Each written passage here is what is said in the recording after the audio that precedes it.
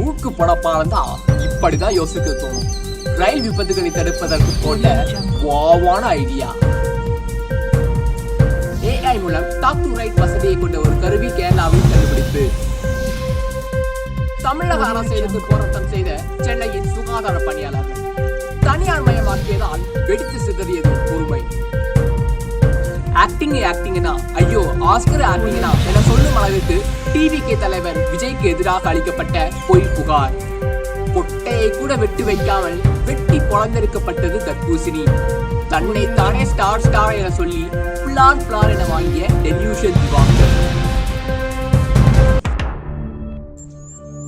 வணக்கம். ரீகாப் செய்திகள் வாசிப்பது உங்கள் பைட்டி ஹோவர்சன். தலைப்புச் செய்திகளை விரிவாக பார்ப்போம். ஒரு சிறிய இன்ட்ரோ.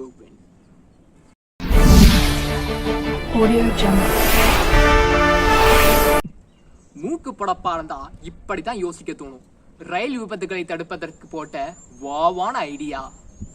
மனிதர்களுக்கு தற்போது திருமணம் ஆவதில்லை. அதுவும் குறிப்பாக 90s கிட்ஸின் நிலைமை கவலைக்கிடம்.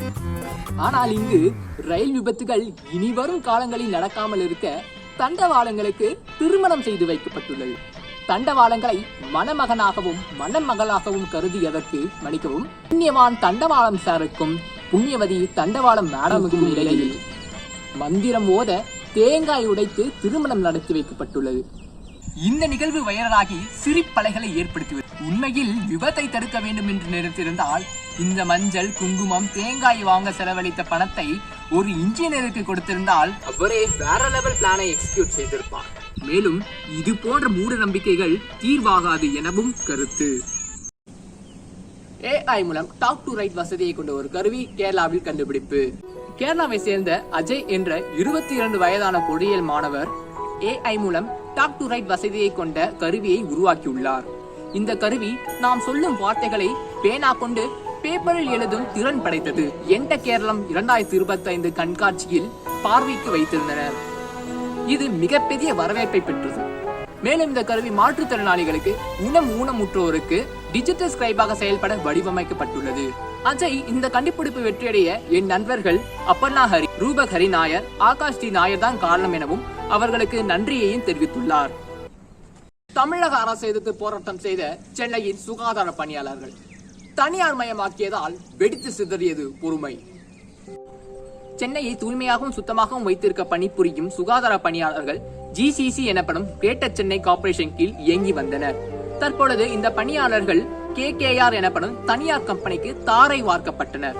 இதனால் இவர்களின் பணி நிரந்தரமற்றதாக ஆகும் எனவும் ஊதிய குறைவு ஏற்படும் எனவும் பல நாட்களாக போராடி வருகின்றனர். ஆனால் கொடுத்த டெண்டரை திரும்பவும் பெற முடியாது என கையை விரித்தார் மேயர் பிரியா. போராடி கொண்டிருந்த பணியாளர்களை குண்டுக்கட்டாக தூக்கி அவர்களை கைது செய்தனர்.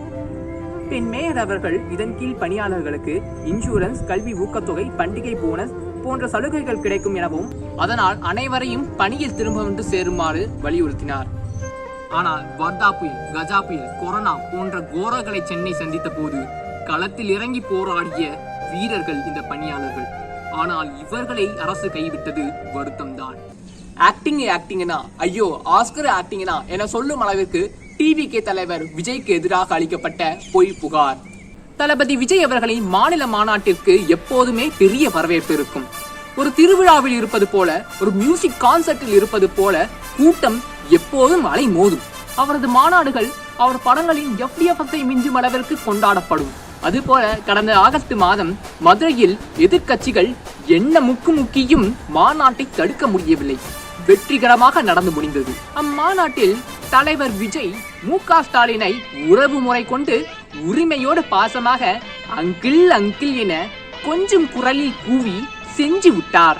தளபதி விஜய் அவர்களின் பேச்சினால் பல தலைவர்களிடமிருந்து எரிமலையை வெடித்து சிதறது போல கருகிய வாசம் வீசிக்கொண்டிருந்தது.